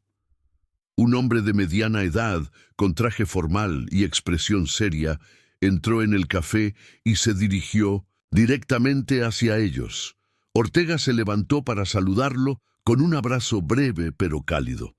Fernando, gracias por venir, dijo con evidente alivio. Gabriel, viejo amigo, respondió el diplomático, su acento español marcado pero su español fluido. Siempre metiéndote en problemas, ¿eh? Aunque esta vez parece más serio que de costumbre. Más de lo que imaginas, confirmó Ortega. Fernando, te presento a Teresa Mendoza y a su hijo, Mateo. Fernando les estrechó la mano a ambos. Gabriel me ha explicado parte de la situación. Suena a una de esas conspiraciones que solo él podría desenterrar. Su tono era ligero, pero sus ojos reflejaban preocupación genuina. Vengan, la embajada está a solo una cuadra. Allí estarán temporalmente a salvo mientras decidimos cómo proceder. Salieron del café formando una pequeña procesión, con Mendoza, Fernando a la cabeza y Ortega en la retaguardia, constantemente vigilante. La embajada española se alzaba imponente al final de la calle, su fachada histórica contrastando con las modernas medidas de seguridad apenas visibles. Cámaras discretas, guardias vestidos de civil, puertas reforzadas. Una vez dentro, podremos hablar con más libertad, aseguró Fernando mientras se acercaban. La embajada es técnicamente territorio español, lo que complica cualquier intento de... No terminó la frase. Un chirrido de neumáticos llamó su atención. Un sedán negro había doblado la esquina a toda velocidad y se dirigía directamente hacia ellos. Las ventanillas bajaron y el inconfundible cañón de un arma asomó por ellas. ¡Al suelo!, gritó Ortega, empujando a Teresa mientras Mateo hacía lo mismo con Fernando. El primer disparo resonó en la quietud de la mañana, seguido rápidamente por una ráfaga. Las balas impactaron contra la pared junto a ellos, enviando fragmentos de piedra en todas direcciones. Gritos de transeúntes y el sonido de personas corriendo a ponerse a cubierto llenaron el aire. ¡Corran hacia la embajada!, ordenó Fernando, sacando un teléfono para alertar al personal de seguridad. Los cuatro se levantaron y corrieron desesperadamente los últimos 50 metros hacia la entrada de la embajada. El sedán negro aceleró, intentando cortarles el paso. Dos hombres vestidos de negro descendieron, armas en mano, moviéndose con la precisión de profesionales entrenados. «¡Mateo Ruiz!», gritó uno de ellos. «¡Solo queremos hablar contigo!». «¡Mentira!», respondió Ortega sin detenerse. «Solo quieren su médula ósea». Otro disparo, esta vez más cercano. Teresa sintió el proyectil pasar junto a su oreja, un zumbido siniestro que le heló la sangre. La entrada de la embajada estaba ya tan cerca, solo unos metros más. Fernando llegó primero, gritando órdenes al personal de seguridad que ya salía en respuesta al alboroto. Guardias españoles con armas desenfundadas tomaron posiciones apuntando hacia los atacantes. «Están en territorio español», advirtió uno de los guardias. «Bajen sus armas inmediatamente». Los hombres de Álvarez dudaron, claramente no dispuestos a provocar un incidente diplomático internacional. Su objetivo era Mateo, no una confrontación con las autoridades españolas. Teresa, Mateo y Ortega cruzaron finalmente el umbral de la embajada, jadeando por el esfuerzo y la adrenalina. Las pesadas puertas se cerraron tras ellos con un sonido reconfortante, separándolos momentáneamente del peligro. Eso estuvo cerca, murmuró Fernando, limpiándose el sudor de la frente. Demasiado cerca. No se rendirán, advirtió Ortega. Esto solo les complicará las cosas, pero no los detendrá. No cuando su jefe se está muriendo. Teresa tomó la mano de Mateo, notando con alarma que sangraba de un rasguño en el brazo, probablemente causado por los fragmentos de piedra durante el tiroteo. «Estás herido», dijo con preocupación maternal. «No es nada», la tranquilizó Mateo, aunque su rostro había palidecido notablemente. «Solo un rasguño». Fernando los condujo a través de los elegantes pasillos de la embajada hasta una sala de conferencias en el segundo piso, alejada de las ventanas exteriores. «Estarán seguros aquí por ahora», aseguró, «pero deben entender que esta es una solución temporal. La embajada no puede convertirse en su refugio permanente, especialmente sin una solicitud formal de asilo basada en persecución política documentada». «Tenemos la documentación», respondió Ortega, sacando su laptop y el dispositivo USB que Carmen les había entregado. «Solo necesitamos tiempo para organizarla y hacerla pública». «¿Cuánto tiempo podemos quedarnos?», preguntó Teresa. Fernando intercambió una mirada con Ortega. «Oficialmente solo unas horas mientras procesamos su situación. Extraoficialmente, y puedo estirar eso hasta mañana por la mañana. Después tendremos que encontrar otra solución». «Es tiempo suficiente», declaró Ortega, encendiendo su computadora. «Con lo que tenemos aquí, podemos hacer que esta historia explote en todas las portadas del mundo antes del mediodía». Mientras Ortega trabajaba frenéticamente en su computadora y Fernando organizaba atención médica para el rasguño de Mateo, Teresa se acercó a una de las ventanas que daban al patio interior de la embajada. El sol ascendía ya en el cielo, bañando la Ciudad de México con una luz dorada que contrastaba con la oscuridad de los eventos que estaban viviendo. «¿En qué piensas?», preguntó Mateo, uniéndose a ella después de que un médico de la embajada limpiara y vendara su herida. «En Ramón», respondió Teresa con una sonrisa triste. «En lo mucho que habría querido estar aquí, en cómo luchó junto a mí durante años, buscando respuestas que nunca llegaron mientras él vivía». «Háblame de él», pidió Mateo suavemente. «De mi padre». Teresa se volvió hacia él, sus ojos brillantes con lágrimas no derramadas. Era un hombre bueno, un profesor de literatura que creía en el poder de las palabras para cambiar el mundo.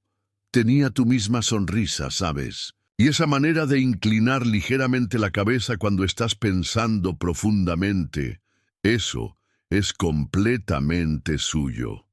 Mateo sonrió, inconscientemente inclinando la cabeza de la manera exacta que Teresa acababa de describir.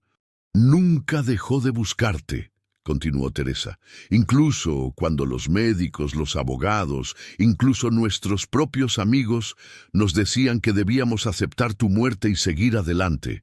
Ramón siempre decía, nuestro hijo está en algún lugar, esperándonos, y algún día lo encontraremos. Ojalá hubiera vivido para este momento», dijo Mateo, su voz cargada de emoción. «Él está aquí», respondió Teresa, colocando una mano sobre el corazón de Mateo. «En cada latido, en cada respiración, el hombre que eres hoy es su legado tanto como el mío». Fueron interrumpidos por la exclamación triunfante de Ortega desde la mesa de conferencias. «¡Lo tengo! Todo está aquí», anunció con una mezcla de asombro y horror en su rostro mientras recorría los archivos del dispositivo USB, listas completas de sujetos, protocolos experimentales, resultados, muertes encubiertas, incluso documentos firmados por funcionarios gubernamentales, autorizando y encubriendo el proyecto. Teresa y Mateo se acercaron rápidamente, observando sobre el hombro de Ortega mientras navegaba por archivos y más archivos de evidencia condenatoria. «Es más grande de lo que imaginábamos», murmuró Ortega. no solo México. El proyecto Génesis tenía ramificaciones en España, Argentina, Brasil, incluso Estados Unidos. Cientos de niños, Teresa, cientos de familias destruidas. Un escalofrío recorrió a Teresa al comprender la magnitud de la conspiración que habían descubierto. ¿Cómo es posible que algo así permaneciera oculto durante tanto tiempo? Dinero, poder, conexiones, respondió Fernando, quien también observaba con expresión sombría. Y miedo. Muchos debieron intuir o sospechar algo, pero temían las consecuencias de hablar. Bueno, ya no tendrán que temer, declaró Ortega con determinación. He comenzado a enviar paquetes completos de evidencia a editores de confianza en medios internacionales, también a fiscales en varios países. En cuestión de horas, esto será imposible de contener o suprimir. ¿Alguna vez has sentido que hay secretos familiares que podrían cambiar toda tu vida si los descubrieras? Cuéntanos en los comentarios. ¿Qué pasará con Álvarez?, preguntó Mateo. ¿Con los demás responsables? Justicia, respondió Ortega simplemente. Al menos eso esperamos. Los documentos contienen suficiente evidencia incriminatoria para procesar a docenas de personas, desde médicos y enfermeras que participaron activamente hasta funcionarios que miraron hacia otro lado. En cuanto a Álvarez, bueno, si realmente está tan enfermo como dicen, quizás la naturaleza se adelante a la justicia de los hombres. No es suficiente, murmuró Teresa. 40 años de dolor no se compensan con unos meses de prisión para un hombre moribundo. La verdadera compensación vendrá cuando todas las familias afectadas conozcan finalmente la verdad, intervino Fernando. Cuando puedan comenzar a sanar como ustedes. Teresa asintió lentamente, comprendiendo la sabiduría en sus palabras. No se trataba solo de castigo, sino de verdad, de cerrar finalmente heridas que habían permanecido abiertas durante décadas. El teléfono de Ortega sonó, interrumpiendo sus pensamientos. Lo contestó con cautela, escuchando atentamente durante varios minutos. Su expresión cambió gradualmente de la tensión a la incredulidad y finalmente a una especie de sombrío asombro. Era mi contacto en la fiscalía, informó al colgar. Acaban de encontrar a Javier Álvarez muerto en su penthouse. Aparentemente, se suicidó cuando supo que la operación para capturar a Mateo había fracasado. Un silencio pesado cayó sobre la habitación mientras asimilaban la noticia. ¿Se acabó entonces?, preguntó Teresa finalmente, su voz apenas un susurro. Para Álvarez, sí, respondió Ortega. Para nosotros, apenas comienza. La historia saldrá a la luz en las próximas horas. Habrá conmoción, investigaciones, juicios y muchas familias buscando respuestas, buscando a sus hijos perdidos. Como tú me buscaste a mí, dijo Mateo, tomando la mano de su madre. Nunca dejé de buscarte, respondió Teresa, ni un solo día. Incluso cuando todos me decían que debía aceptar tu muerte, una parte de mí siempre supo que estabas ahí afuera, en algún lugar. Fernando, quien había estado hablando por teléfono en un rincón, se acercó a ellos. He hablado con el embajador. Dada la situación y la evidencia que están presentando, está dispuesto a ofrecerles protección oficial mientras se desarrollan las investigaciones. Pueden quedarse en la embajada el tiempo que sea necesario. Gracias, respondió Teresa con sincera gratitud. Pero creo que ya hemos pasado demasiado tiempo escondiéndonos.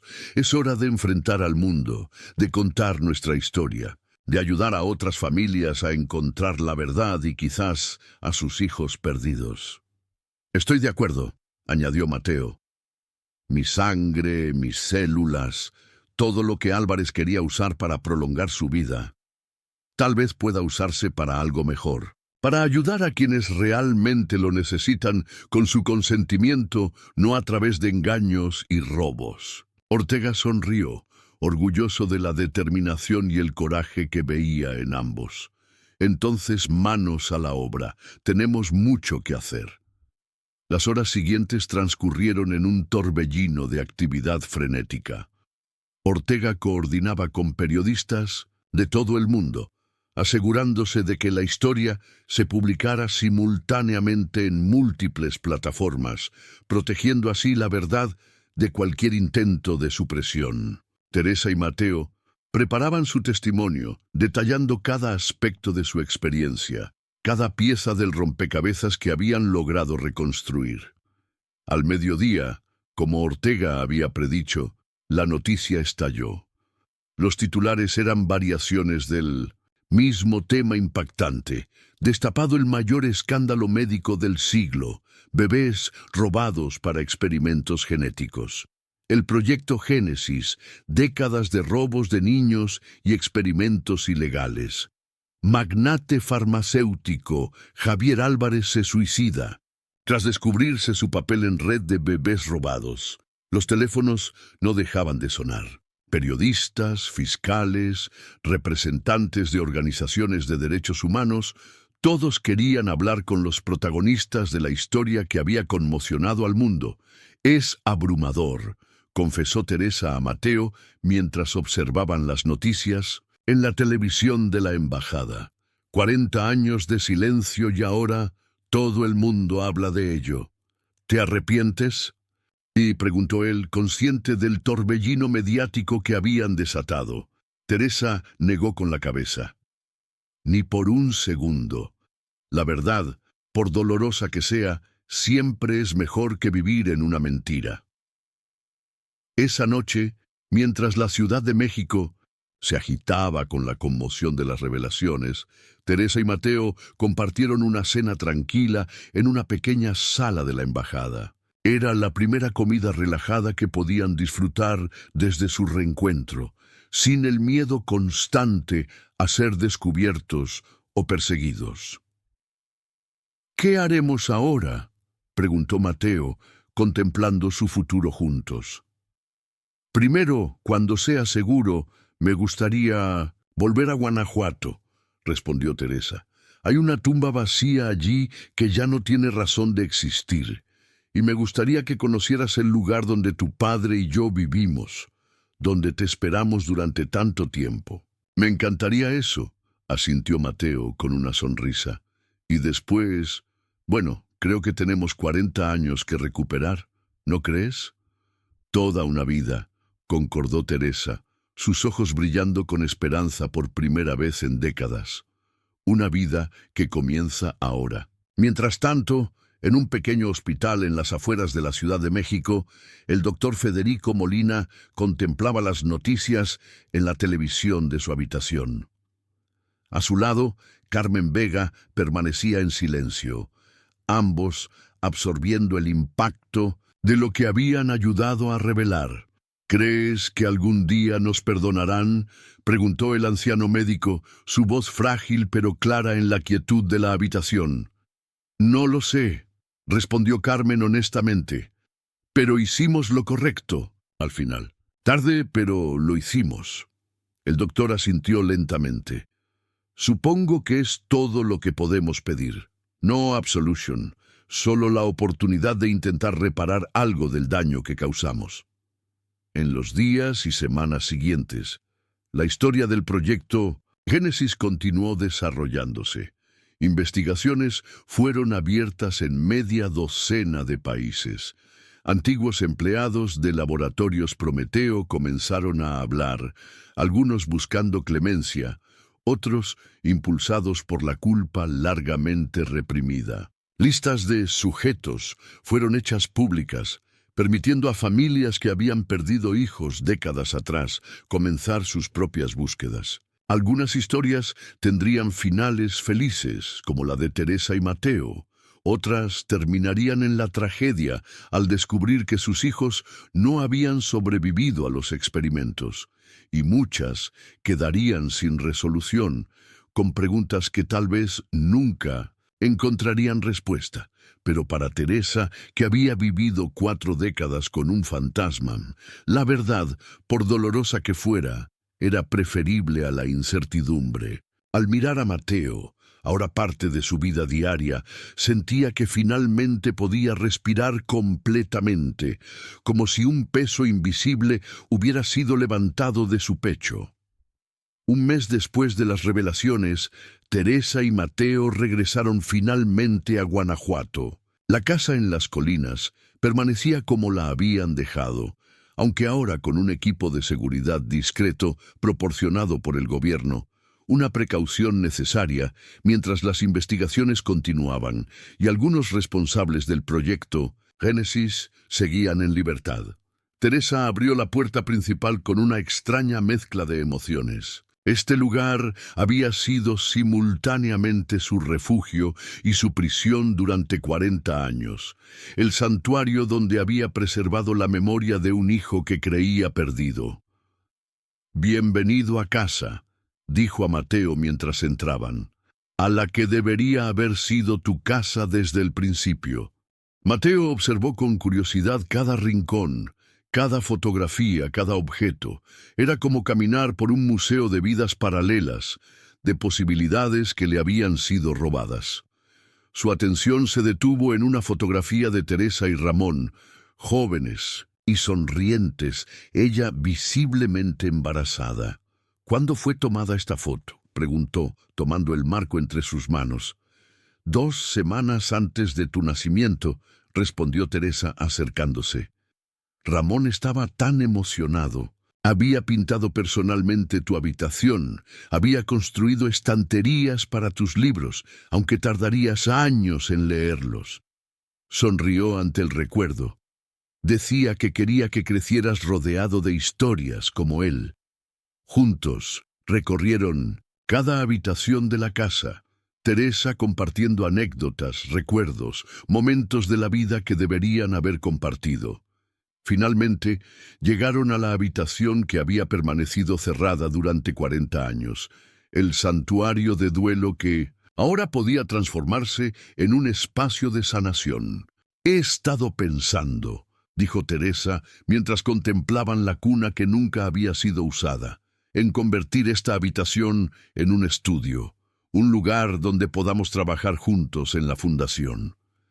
La Fundación Génesis había sido una idea que habían concebido durante su estancia en la embajada, una organización dedicada a reunir a familias separadas por el proyecto, proporcionar apoyo psicológico a las víctimas y asegurar que investigaciones médicas similares se realizaran siempre con estrictos controles éticos. «Me parece perfecto», respondió Mateo, «transformar un espacio de dolor en uno de esperanza y acción».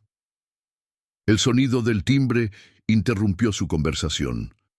Teresa se tensó instintivamente, un reflejo condicionado por la reciente persecución. Mateo colocó una mano tranquilizadora sobre su hombro. «Son ellos», dijo con una sonrisa.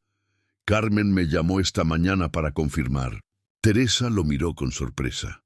«¿Quiénes?» «Las familias», respondió Mateo. «Las primeras que han logrado identificar y contactar a sus hijos. Pensé que te gustaría conocerlas, hablar con ellas. Nadie entiende mejor lo que están pasando que tú». Con el corazón latiendo aceleradamente, Teresa siguió a Mateo hacia la entrada. Al abrir la puerta, se encontraron con un pequeño grupo de personas esperando en el porche. 3 parejas de ancianos, con expresiones que oscilaban entre la nerviosidad y la esperanza, y junto a ellos, 3 adultos más jóvenes que mostraban la misma mezcla de emociones. «Señora Mendoza», saludó uno de los hombres mayores, su voz quebrada por la emoción. «Mi nombre es Antonio Rivera. Esta es mi esposa, Luisa. Y él es nuestro hijo, Joaquín, 42 años después». Teresa sintió que las lágrimas acudían a sus ojos mientras invitaba a pasar a estas familias cuyas historias reflejaban tan dolorosamente la suya propia. En los rostros de Luisa, de María Elena, de Jorge, Veía el mismo dolor que ella había cargado durante décadas, y en sus ojos brillaba ahora la misma luz que ella sentía desde que había encontrado a Mateo. Pasaron la tarde compartiendo historias, comparando experiencias, tejiendo los hilos de una red de apoyo mutuo nacida del sufrimiento compartido. Teresa observaba cómo Mateo interactuaba con los otros sujetos del proyecto, hablando en voz baja sobre pruebas médicas, extracciones de sangre, preguntas sin respuesta sobre sus orígenes que ahora comenzaban a aclararse. «Es solo el comienzo», comentó Carmen, quien había llegado más tarde con el doctor Molina. «Hay docenas de casos más siendo investigados, familias que por fin podrán conocer la verdad. Y otras que nunca lo harán», añadió el doctor con tono sombrío. «No todos los niños sobrevivieron». «Pero sus padres merecen saber qué les pasó», respondió Teresa con firmeza. «Por dolorosa que sea la verdad, es mejor que vivir en la incertidumbre». A medida que el sol comenzaba a ponerse, bañando la sala con luz dorada, Teresa salió al porche para tomar un poco de aire. Desde allí podía ver las colinas de Guanajuato extendiéndose en la distancia, el mismo paisaje que había contemplado durante años, preguntándose si su hijo estaría en algún lugar mirando el mismo cielo. Mateo se unió a ella en silencio, recargándose en la barandilla a su lado. «¿Sabes qué día es hoy?», preguntó Teresa suavemente. Mateo negó con la cabeza. «Hace exactamente 40 años, Ramón y yo plantamos ese árbol», dijo, señalando un roble majestuoso que se alzaba en el jardín. «Lo plantamos el día que habríamos celebrado tu primer cumpleaños. Ramón dijo que crecería fuerte y alto, como tú lo habrías hecho». Su voz se quebró ligeramente. «Y míralo ahora, tan hermoso y fuerte, como tú». Mateo pasó un brazo por los hombros de su madre, atrayéndola hacia sí. «Estoy pensando en quedarme», dijo después de un momento. «Aquí, en Guanajuato. Hay mucho trabajo por hacer con la fundación, y además…» Hizo una pausa, buscando las palabras adecuadas. «Además, quiero conocer el lugar donde debería haber crecido. Quiero caminar por las calles que habrían sido mi hogar». Teresa sintió que su corazón se expandía con una felicidad que casi dolía. «Me encantaría eso», respondió simplemente. Desde el interior de la casa llegaban las voces de las otras familias, una mezcla de risas y lágrimas, de historias compartidas y promesas de apoyo mutuo. La casa, que durante tanto tiempo había estado sumida en el silencio del duelo, ahora vibraba, con vida, con conexión, con esperanza. «Es extraño», reflexionó Mateo. «Durante toda mi vida sentí que algo faltaba, un vacío que no podía explicar ni llenar. Ahora entiendo qué era. No era solo la ausencia de mis padres biológicos, era la ausencia de la verdad. La verdad nos hace libres», citó Teresa recordando las palabras del padre Ignacio que durante tanto tiempo le habían parecido vacías. «Sí», concordó Mateo, «y la verdad, por dolorosa que sea, nos permite sanar». Mientras el sol descendía, tras las colinas, madre e hijo permanecieron en silencio contemplando el horizonte. No todas las heridas habían sanado. Algunas cicatrices permanecerían para siempre. El tiempo perdido no podría recuperarse completamente. Pero habían encontrado algo que muchos buscan y pocos logran. Un cierre, un nuevo comienzo, una segunda oportunidad. En las semanas y meses siguientes, la Fundación Génesis creció rápidamente. Las oficinas principales se establecieron en la casa de Teresa, con sucursales en Ciudad de México y eventualmente en otros países afectados por el proyecto. Médicos éticos, psicólogos, trabajadores sociales y abogados se unieron a la causa, ofreciendo sus servicios para ayudar a las víctimas.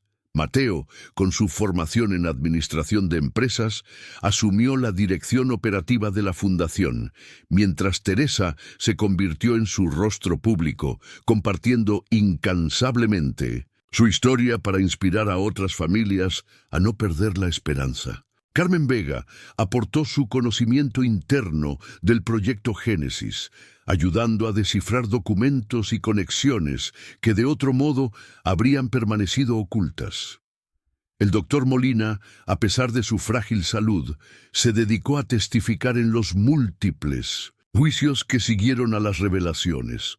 Su testimonio fue crucial para condenar a varios de los responsables, aunque él mismo recibió una sentencia reducida a cambio de su cooperación.